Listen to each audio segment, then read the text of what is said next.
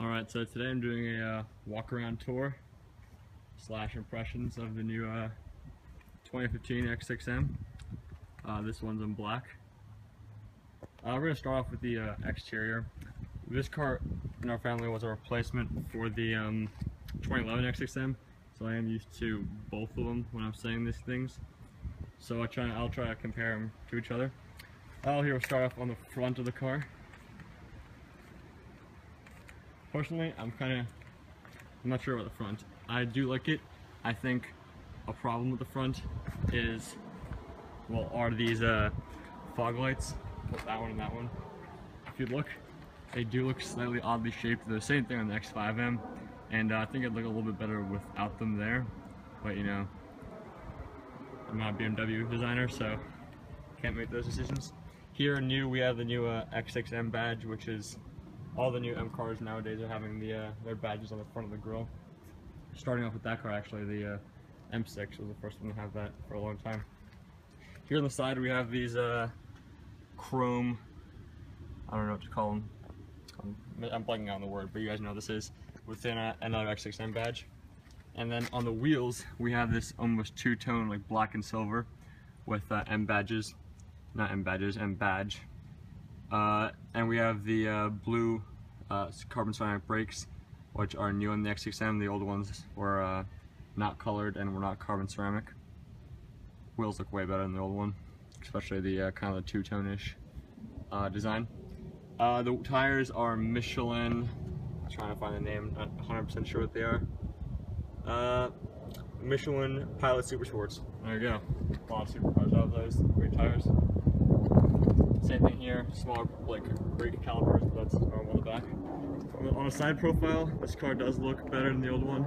It is kind of high, but you know, it is a quote-unquote SUV, though people say it's the CUV. It is a little bit high, maybe it'll be lowered one day, but that's all in the future. Now coming on to the back of the car, we have some other differences. The X6 M, 2011 and 2015. First of all, we have this little spoiler here. It is quite small, it's not that noticeable from a side. I don't know, it's pretty cool, it adds a good touch. Also on the back, a new difference are these little cutouts almost with lights in them.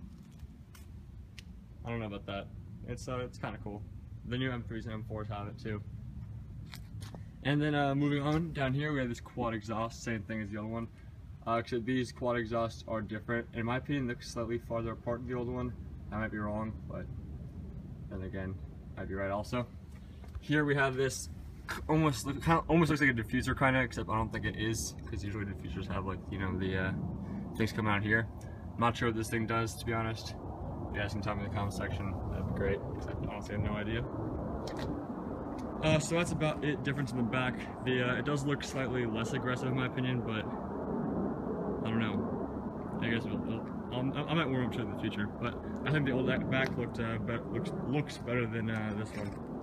But that's just my opinion. I bet some people agree with me. Side profile, same thing here.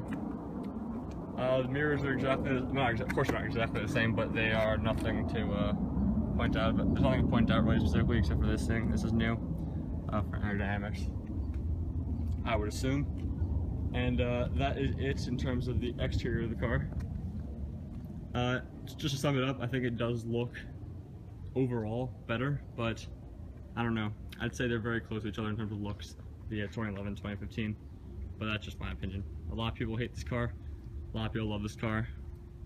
It's really a love it or hate it kind of car. So now we shall move on to the interior of the car, which is very different from the 2011. So we'll do that right now. Alright, so moving on to the interior. The first thing you notice when you do this is the doors are so much heavier on this 2015 than the 2011. They feel more expensive. They feel, I don't know, I can't think of a word for it, but they just feel more, they feel more expensive. That's the word I'm going to go with. So if we we sit down in the car, the first thing you notice, if you compare it to the 2011 car, is just everything feels more, again, expensive. Just close the door. Great sound when you close the door. Everything is leather. The steering wheel is thinner than the old one. Feels it's easier to hold. Paddles give a way sportier feel. The old 2011 had slightly bulky paddles. That's just my opinion. In the interior, one of the biggest changes is right here. The 2011 had it had three. Wait, did it? No, it didn't even have. It didn't have the gear shifting options. All it pretty much had was one M button, which was on the steering wheel right here. Except there's only one, and it was about right here. And that's all. It didn't really have that much many customization options. But here we have quite a large amount of them. So we have the three ways to shift gears: least aggressive, middle, most aggressive, shifts at higher RPMs. We have a steering weight, comfort, sport plus. We have we have the springs, which will be at comfort, sport, and sport plus also. Suspension, that was the word I was looking for. And then we have the throttle response, which is efficient, sport plus. All similar to the M6, which is right there. Then we have traction control on and off right here, and then you have I believe this is actually I don't know what that is. I'm gonna figure that out. Parking brake, parking assist, sorry, and then we click on here. I'll do that for you right now. A second, turn on the display. We click on this. Looks like the car has to be on. One second, I'll turn it on.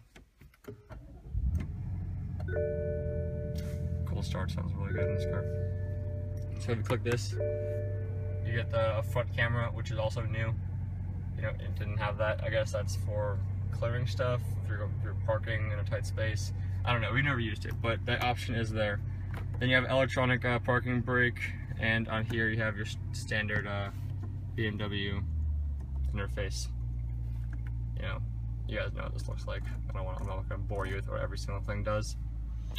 This car is equipped with a Bang & Olufsen stereo, which if I was going to buy this car, which I didn't, this is not my car, but if I was going to buy this car, I would definitely equip this. It sounds so good. I can play something for you. Hopefully I don't get copyright struck. Are you guys ready for some real music?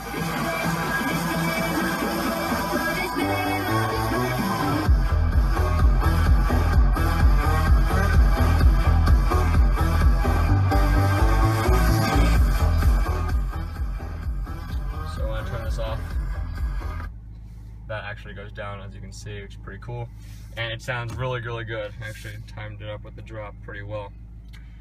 Here, everything's pretty standard, except for the new, you have this thing, which when you click it, this button, you have a frontal collision warning on, then you click it again, all on versus individual. I don't know what the difference is, but I don't know, we just leave it like this. So, that's all. Here on the dash, you can display your sport or sport plus, whatever you want really. You can configure that as you want. Have your RPMs on the right and your speedometer on the left. Tachometer, that's what it is. And miles, you know, your pretty standard stuff. And if you look right here, actually I need to put the car in drive, but a heads-up display pops up. I don't know if you can see it, I'll zoom in. There it is. It's really nice to have when you're driving. You know how fast you're going. It tells you navigation and so on. Another cool thing on this car is everything on the ceiling and on the A-pillar is Alcantara. Kind of like, I don't know, McLarens have that and Ferraris do. It's just, it gives it a supercar feel. Lightweight also. And these seats in the X6M are bucket seats, and when you start the car, these things grab you, which is a cool feeling. And that is let's see, what else have I missed? Up here you have your pretty standard stuff: SOS, passenger airbag off, the sunroof, which is large, and your lights.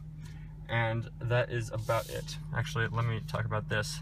You can configure your M modes right here. You can, if you click M1, here, click that, and well, this is configured like this. But if you go into your settings right here, we get to the menu. If you go into settings, you could, let me find it. M1, M2. So say you want to configure M2, you click on this, and you can literally select exactly what you want. So for when you click the button. But I'm not going to do that right now. Let's see, if you go into glove compartment, it's exactly the same as the old car. You have your aux cord or USB to charge your phone, and this is what comes with the car. Unfortunately, it comes with a 4 charger. I don't know what BMW is thinking. A lot of people have 5s nowadays, and they need to update their stuff. And it's pretty standard, just a hole. This thing is leather, and of course, a lot of the car is leather here. Everything feels quite sturdy. Nothing's making a noise of a Japanese car. And that is about it. I'm gonna move on to the back seats, and I'll see you there. Alright, so hopping into the back seats, and once again you have this quite nice door, which feels once again heavy. So when you sit in, you have plenty of room. Got a cool view of the bucket seats, the little hole in the middle. And here you got, this is an optional extra, but you got back seat climate control, so pretty much it's like a mini version of what you have up there. And it's nice to have. You got heated seats, USB down there, right there. It's a cigarette thing. I don't smoke, or hope anyone doesn't smoke, but that is there.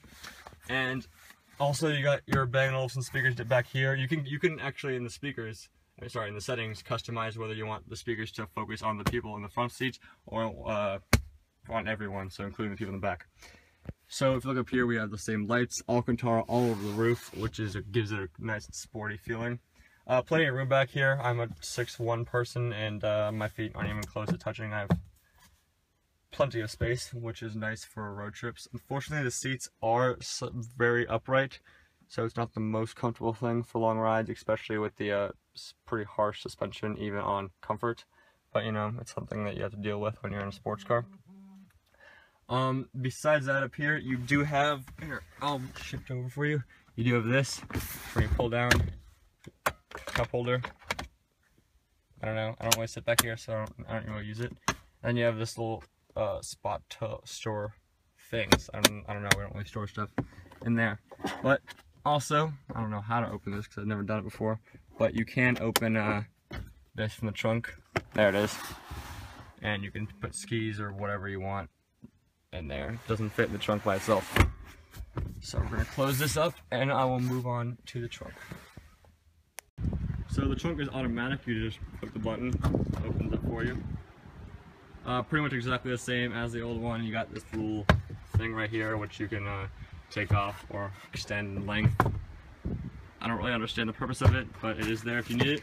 And besides that, the trunk is exactly the same as the old one. Pretty roomy. I've never had to fit anything here that I couldn't fit, so it works quite well. And you have this button right here to close it, and that is all. You can also open it from the inside of the car, but you cannot close it. Closing it has to be done from over there. And I'm not going to pop the hood because I showed you in the beginning of the video, but under the hood there is a 4.4 liter twin turbo V8 that produces 585 horsepower and I believe around 550 pound-feet of torque. That number might be a few pound-feet off. But that is it. That is my in-depth, I wouldn't call it in-depth actually, it's not that in-depth, my slightly in-depth tour of the X6 M. One will be done for the M6 quite soon, probably next week. And enjoy. Goodbye. See you next week.